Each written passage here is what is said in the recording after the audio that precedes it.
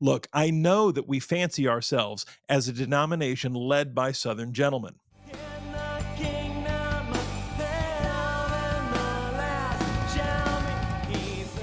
Well, welcome back to Civically Minded, where I give you practical theology for everyday life. As always, I'm your host, Corey Wing. Well, today on Civically Minded, I want to address the recent kerfuffle made by Dr. Brian Chappell and the Gospel Coalition. Did you know that all of my interview segments are now being added to my audio podcast on Apple and Spotify? Simply search for Civically Minded and enjoy solid Christian content on your long commute while you're at work or the gym or wherever you prefer to listen to your podcast. And be sure to tell a friend how they too can enjoy Civically Minded. And if you enjoy my content, be sure to like, subscribe, and leave a comment. Last year, about this time, I made a video responding to the news that David French had been extended an invitation to the PCA General Assembly in Richmond, Virginia. Now, that video outlined my various reasons as to why I felt that his invitation was wrong-headed and that it should be rescinded post-haste. And it ended with this soundbite. Dr. Brian Chappell, stated clerk of the PCA. You, sir, have written two of my absolute favorite seminary books, Christ-Centered Worship and Christ-Centered Preaching. They're both brilliant. I loved them. I learned much from them. I just wish you and the other members of our own executive committee there at the PCA would start believing in Christ-centered culture. Inviting David French, a proven accuser of the brethren, as evidenced in his New York Times op-ed, published a mere 2 days before last year's General Assembly, shows a lack of discernment and a possible desire to steer the tone of the assembly in what was an election year. But it would not happen. The panel discussion was canceled and Mr. French's invitation revoked. The immediate and overwhelming uproar from REs and TEs alike made sure of that.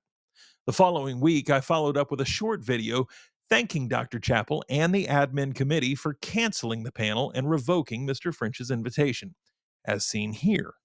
It is with excitement and gratitude that I give a heartfelt thank you to Dr. Brian Chappell and the entire administrative committee of the PCA. The decision has been made to cancel the assembly-wide seminar involving David French and political polarization for next month's General Assembly.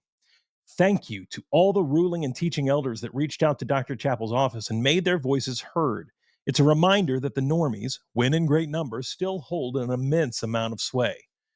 Instead of the seminar, it has been announced that we will now have a time of corporate prayer, and I can't think of a better way to do an about-face than that.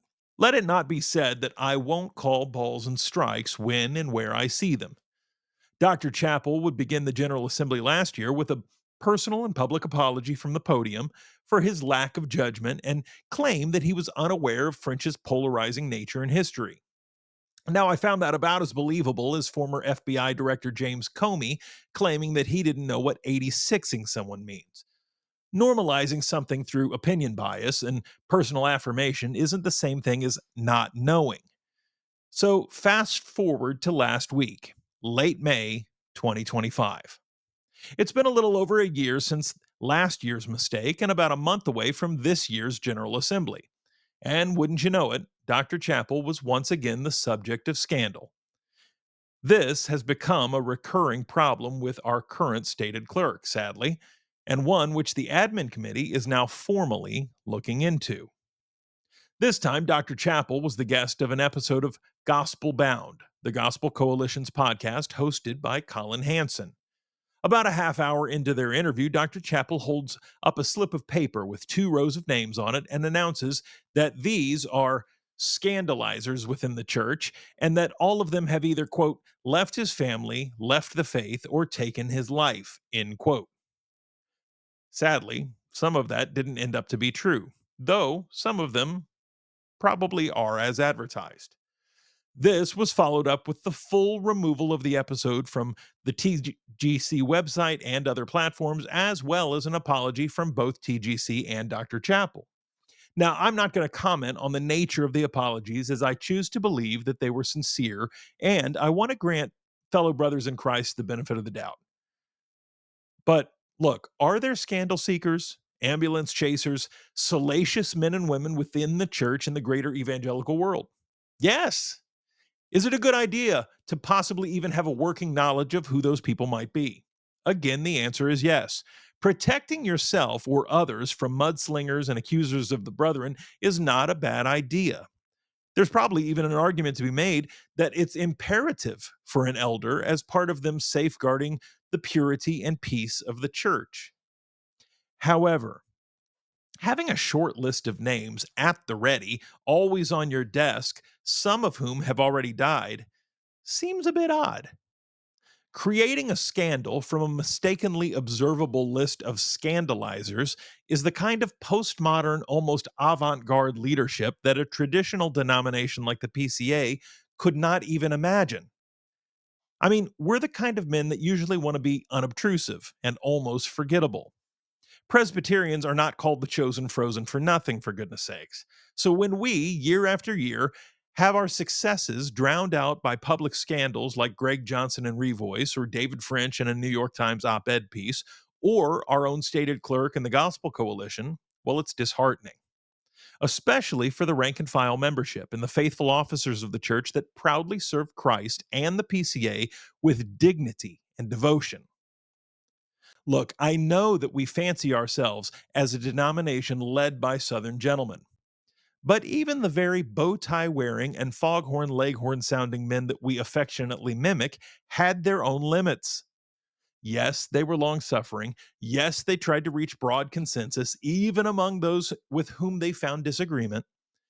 But we would not be celebrating our 52nd year as a denomination if these men continued kicking the can past common sense and reason. The self inflicted wounds need to stop. As the largest Reformed and evangelical denomination in the world, we should be the example of principled Presbyterianism, of Reformed rigor, and of Covenanter bravery. But that can't happen when every 12 months we end up in a scandal of our own making. While most Protestant denominations are shrinking and finding themselves in increasingly panicked conversations over biblical fidelity and dwindling congregations, we're growing year over year, enjoying the blessings of God, and we're seeing his hand move as we expand, both here in the United States and even across the globe. Now, of course, in a mere matter of weeks, there will be heated debate in a Chattanooga convention center. There will be close votes and procedural posturing. There may even be some drama. But we must begin to find leaders that are measured, self controlled, and consistently looking toward the good of the PCA. Men that understand the times and the way forward. And men that have spines that have been stiffened by their fear of God over man. And may we always remain faithful to the scriptures, true to the Reformed faith, and obedient to the Great Commission. For Civically Minded, I'm Corey Wing. Remember, be brave, be bold, and always be civically minded. God bless.